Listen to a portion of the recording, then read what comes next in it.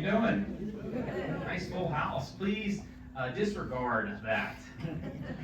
We are having our silent auction tomorrow, and I'm trying to make the use of everything I have. So I did not know I was going to have a mattress up here at this point in time. So I apologize. Apologies, Mr. Buxton. But today we have Robert Buxton is back. I think this is your third time here. Something like So that. third or fourth time here. Fourth, yeah. Great feedback for his performances. So what he does is he plays classical music, but he also has a knowledgeable background about the pieces. So he'll be walking you through them as he plays them. But I'll leave the rest to him. Please, before we start, go ahead and turn your cell phones off and silence them. We greatly appreciate that. But without further ado, Robert Buxton.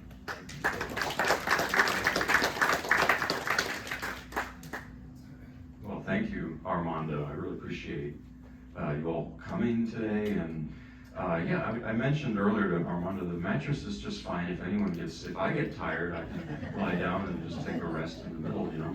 So I'm going to start with something unusual, or maybe not so unusual. They used to do this back in the 19th century, which is start with a little improvisation.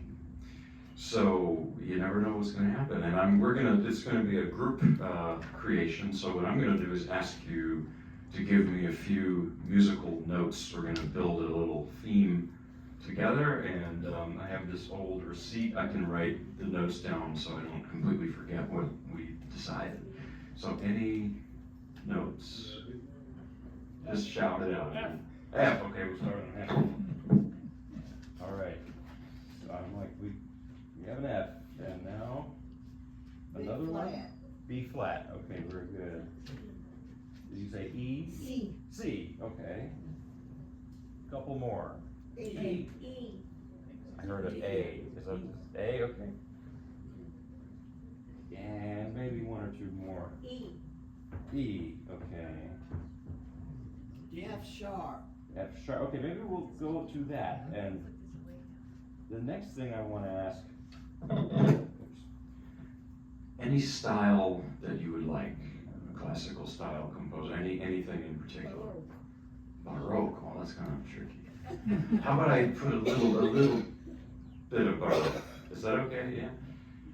But maybe not Bach. Maybe someone else like Telemann or something. Bach is complicated. So, okay, I'll throw in some Baroque, but I can't promise I can do the whole thing in a Baroque style. I can try, but okay. Let's see what happens.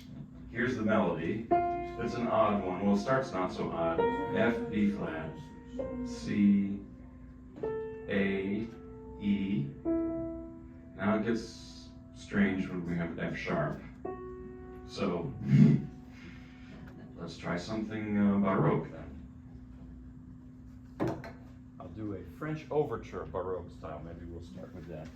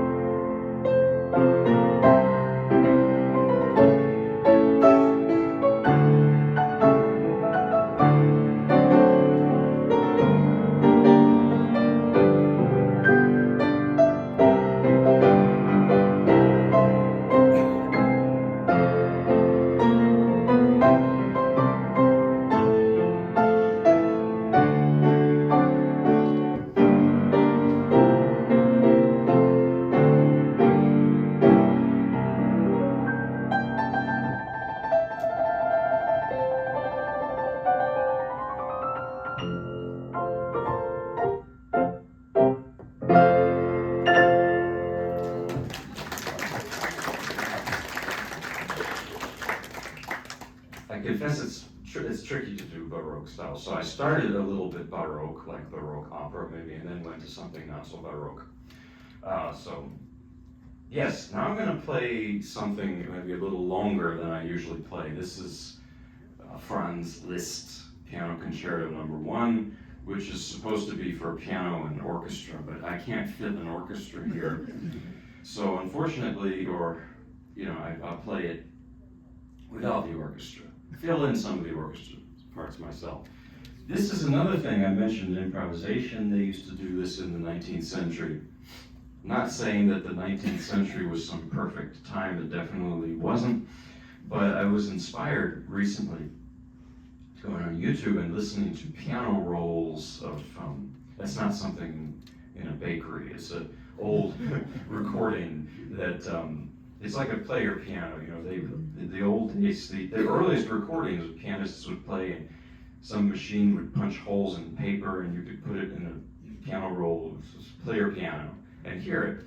And I noticed a lot of the pianists from that time, they would do their own arrangements of piano concertos and just for solo piano, but including some of what the orchestra did. It's really interesting, so I'm attempting to do that here. Franz Liszt was a fascinating and maybe a misunderstood figure. Yeah, he was born in 1811 in what's now Hungary, but he grew up speaking German. It's Austro-Hungary at the time. And the odd thing about Liszt, many odd details about him and contradictions, but he was deeply committed to the Hungarian nationalist cause. Later, there's the Hungarian Revolution in 1848, but he didn't speak Hungarian. I find that very interesting. He would, after Hungary became independent, he'd go to Budapest, but he couldn't speak Hungarian. So he just pretended to or something. But anyway, there is a big influence, even in this piece, of Hungarian gypsy music. Many composers in the 19th century loved this music, like Brahms, for example, Hungarian dances. So another thing that's interesting, this piece, he started sketching it out when he was 19 years old only. But he didn't complete it until he was in his late 40s. And so sometimes good things take time. And the form of this concerto is very unusual. It's what you'd call cyclical form, which means it's not 4 independent movements with breaks that sort of don't have much to do with each other. It's the opposite. It's one, there are 4 movements, but they're connected, and the musical ideas from the beginning show up at the end. It's just very interesting. Liszt was sort of a pioneer in doing that. One of the forms that he created actually was the tone poem, which is a piece for orchestra that's not necessarily a symphony, which has sonata form, a very sort of, not too strict, but somewhat strict way of developing. Liszt sort of put that out the window, so to speak, and would write pieces with an image or a narrative instead, to be, Mephisto Waltz, for example, or something like that. The Dante Symphony, which was inspired by the Divine Comedy. So he would have these ideas, and to me, maybe this piece is a story in his mind, like some great epic poem of Hungarian independence. That's what I'm imagining. And there's other pieces he wrote like that. Funerai, for example, for solo piano. So, but that's just my speculation. It's really up to you. Maybe you decide for yourself what this piece is about or not about. Also, this idea of developing a piece with cycles, with melodies in the beginning coming back at the end, that was a big influence on Wagner, who's not a great person by any means, but married Liszt's daughter, actually. And the whole leitmotif thing that Wagner does in his opera, that's very much influenced by Liszt. The influence of Liszt it's enormous. And finally, I like to say that, and I used to believe this, that there's, in some circles, people, they say Liszt was a brilliant pianist, but somewhat superficial, a showman of sorts. And I just don't think that that's the case at all. he was so multifaceted in what he did. Yes, he wrote music, and there are moments in this concerto that are obviously virtuosic and firework-like, but there's so much more to the man than just that. He was not two-dimensional. For example, he was deeply invested in Catholicism. He, several times in his life, tried to become a priest. It didn't happen, it didn't work for various reasons, but just for someone who is thought of today as a rock star, and he was in many ways living like a rock star of that time period, he was also very, very religious, very spiritual. So it's interesting. Anyway, I'm going to play the concerto. It's about 20 minutes or so it's a little longer than the other music I'll play today. So here it is.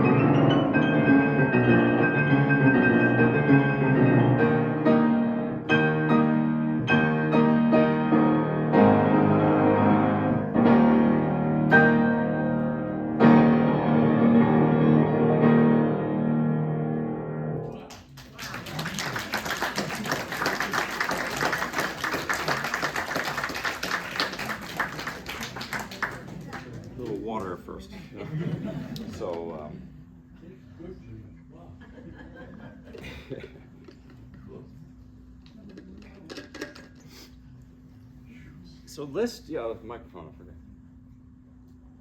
I just think Liszt is a fascinating figure. There's just so much there in that piece. I mean, everything from the end is very, showy and flashy, but the second movement is very introspective and reminds me a bit of Chopin, who was his friend and somewhat. They chided each other from time to time. I think mainly Chopin towards Liszt, not so much the other way around. But this could be straight out of one of Chopin's nocturnes, this second movement.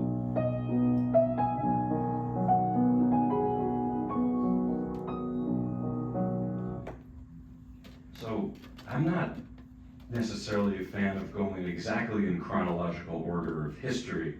So we're going to jump around a little bit. I'm now going to play you a very short piece from an 18th century opera by Gassec, French composer Gassec.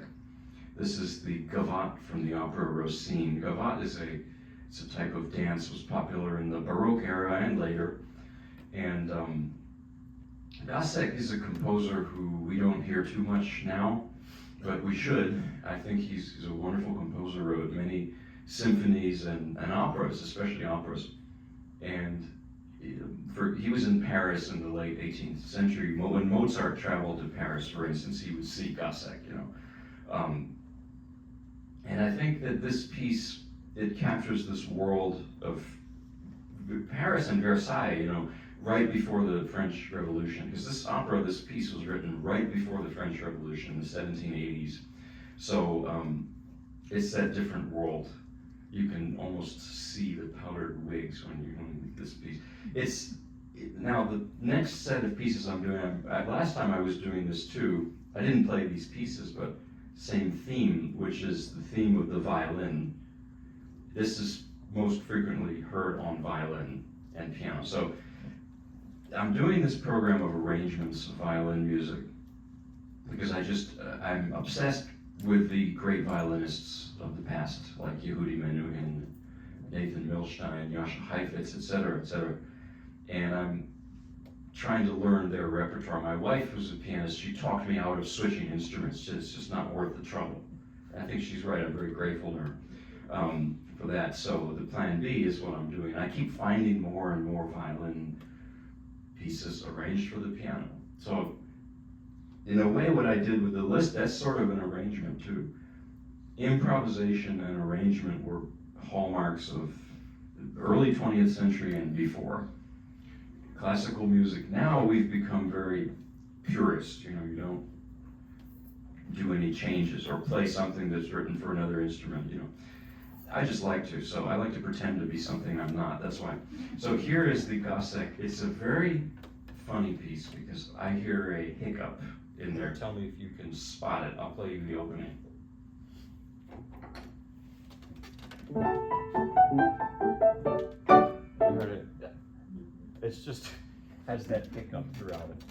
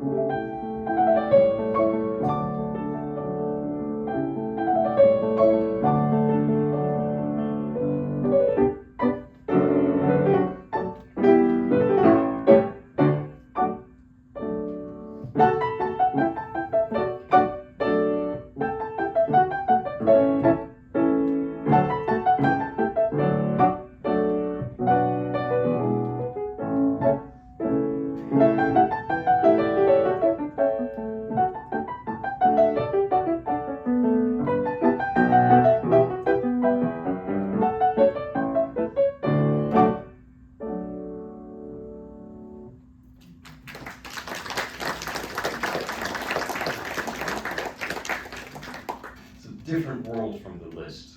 You can't even say, I always wonder, we say classical, musical, but how many different styles and personalities fall under that word classical music? It's just a different creature, those two. Now I'm going to play another piece that was written right before a major world event. This is Sergei Rachmaninoff, the piece Daisies, or Margaritki in Russian. It's a song he wrote for voice and piano, and then shortly after he arranged it for piano solo. That's the version I'm playing. Also, many have done it on violin and cello and many different instruments, so that fits right in with my violin theme. The piece was written, he wrote it in 1916, so it's right before the Russian Revolution. And he and his family, they got out. He had some aristocratic background and was not seeing a good future for himself there. Rachmaninoff was, if you've seen pictures of him, he was very tall, shaved head, never smiled. So Stravinsky or somebody said he looked like an escaped convict. And maybe I told you this story before, but it's a good one. I'll tell you again. So I am half Russian. My mother's side of the family. My mom's from the Soviet Union, former Soviet Union. My dad is American from the South. So now his father met Rachmaninoff in the 1930s. He was an usher at a recital Rachmaninoff was giving in Richmond, Virginia, not so far away. My grandfather was in dental school. I guess he had this a part-time job as an usher. And again, if you've heard this before, forgive me, but I just like it. It illustrates Rachmaninoff very well. So the boss told my grandfather, don't let anyone through the backstage doors. Well, 10 minutes went by and someone tried to open the door, so my grandfather pushed the door and there was a little fight. And the door was kicked wide open. It was 6.5 foot tall Rachmaninoff. And I tell people, Rachmaninoff spoke to my grandfather. You know what he said? He said, get out of my way. Yeah. So I have this great connection to Rachmaninoff, to history. But Rachmaninoff was, maybe a gruff person. He probably had what we would now call clinical depression, maybe. He was very nostalgic for Russia. I mean, he came here and he never learned, he didn't even want to learn English because he was so Russian. And I have a wonderful uncle, Boris, Russian, who died recently. And he was in some ways like that. It's not that he didn't like America, he loved it, but he was just so Russian to the core. And I think even in Russia, Rachmaninoff wrote this, he was still in Russia, he was still plagued with this kind of melancholia, like nostalgia.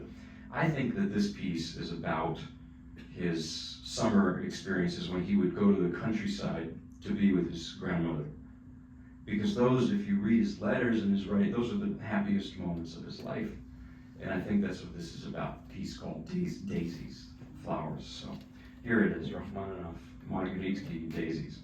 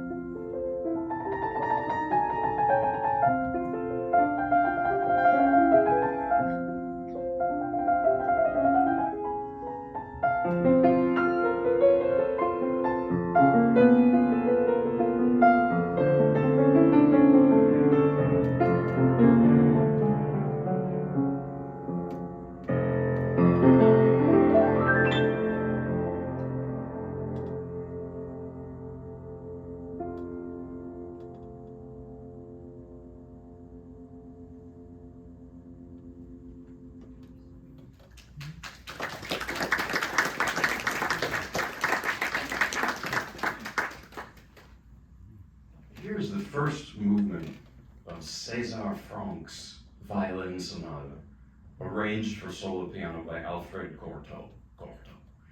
So this is not done too much in this version. I had the good fortune to play this with a wonderful violinist, Eric McCracken, recently, and I wanted to experience it solo as well from that different angle.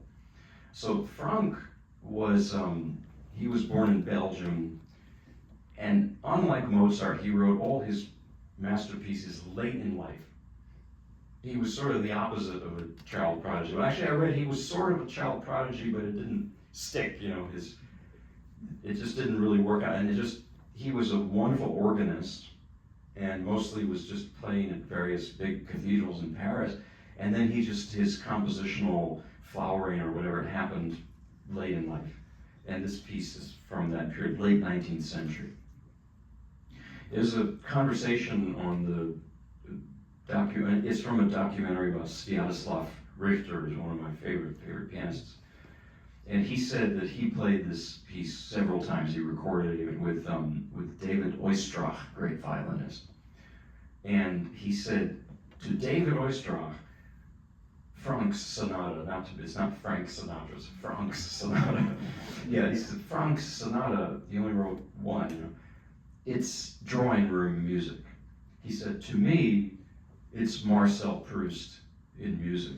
And I was really captivated by that analogy, so I looked into it. Turns out, yes, in Swann's Way, the first book from À la recherche du temps perdu, there's a fictional violin sonata, which is so heavily symbolic in that book. And many people say, and I think it is, based on the César Franck violin sonata. He wrote it for Eugene Ysaÿe, another Belgian-born composer who's a great violinist. He wrote it for Ysaÿe's wedding, apparently. So, in a way similar to the Liszt, but maybe in a more French manner, you could say, it doesn't develop the way a normal sonata does, like a Beethoven or Brahms, getting from point A to B to C, or like a narrative, like a novel. Think of Marcel Proust's writing. He's not following an arc, a storyline. It's these long memories and associations, and it's almost like a stream of consciousness. And that's what I think this piece is like as well. The way it develops, it's interesting. It's very unusual. So here is the first movement of César Franck's violin sonata arranged for solo piano.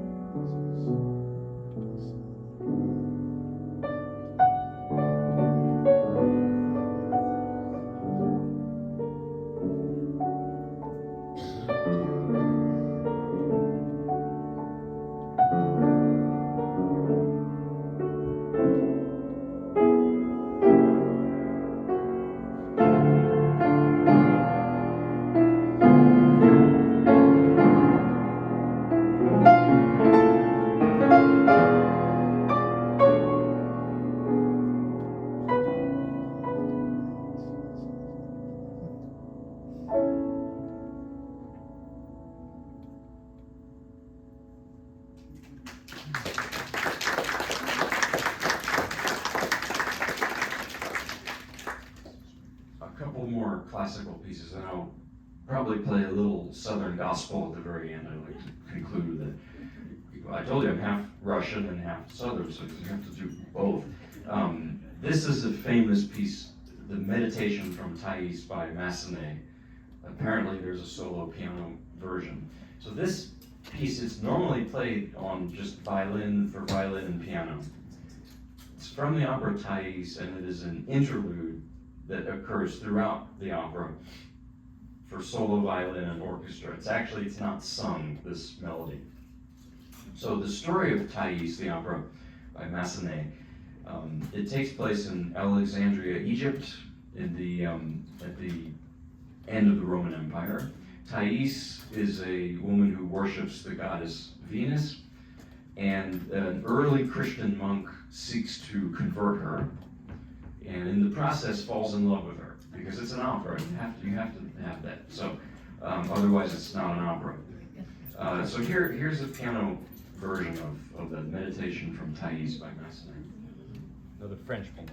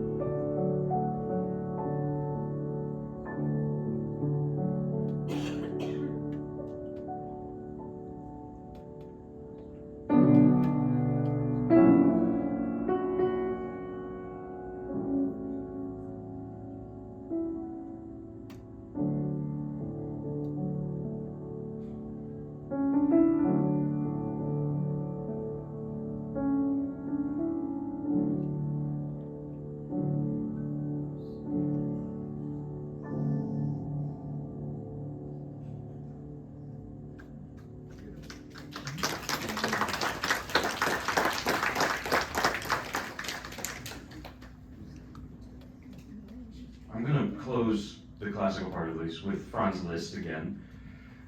I wanted to have a little form to this concert, so we started with the very heavy and bombastic Liszt, and then some much quieter music, some French music, you know, like that, Massenet. And I'm going to end with bombastic Liszt one more time. So I've been working through the Liszt Paganini studies. Paganini was this wild man, this virtuoso violinist, lived in the late 18th century, early 19th century. And he was so controversial, people thought he was possessed. Even the way he looked, the way he played violin.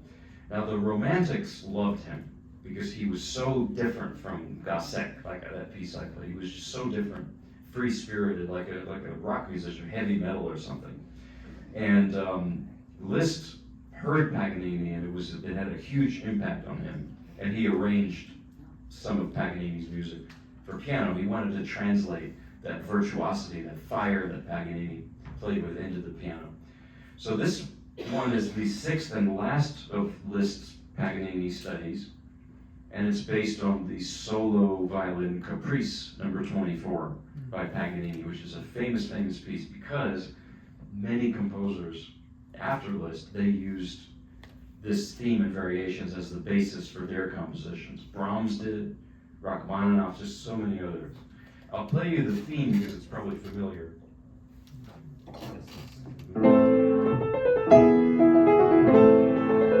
That's the idea. So, all right, we'll close the classical part with Paganini Liszt.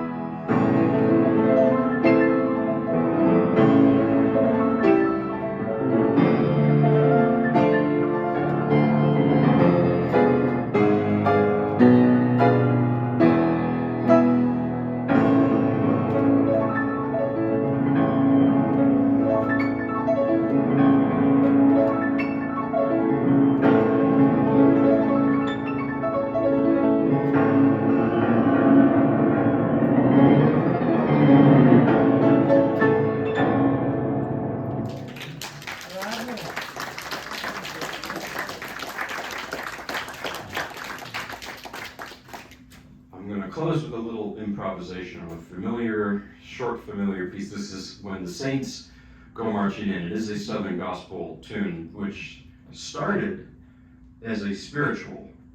It's from the dark period of our history of slavery. Today is Juneteenth, so fits with the theme. And it was sung very slowly originally as a spiritual, and with many, many verses. And then it came to New Orleans at the turn of the 20th century. The funeral brass bands would play it during funeral processions. And in New Orleans, funerals are not sad things. They're upbeat and uplifting, and this is the context in which jazz was born, really. So Louis Armstrong sings it in that upbeat way. He was from New Orleans, and also the great gospel singer who I just admire so much, Mahalia Jackson. I want to point out, I mentioned that name somewhere, and someone started laughing hysterically, and I was really upset. I went to the car, I thought, what is it? He thought I said Michael Jackson. It's different. Mahalia Jackson was, an old school gospel singer. She was very close to Martin Luther King Jr. And so I'm gonna try to emulate the way she did it. Obviously I don't sing, but I'm gonna just close with that. And again, thank you all very much for coming. It's an odd program with many different things here and there. It's like if I served you a meal and I gave you mashed potatoes, but also chili peppers and then, I don't know, some kind of ice cream too. So Here it is.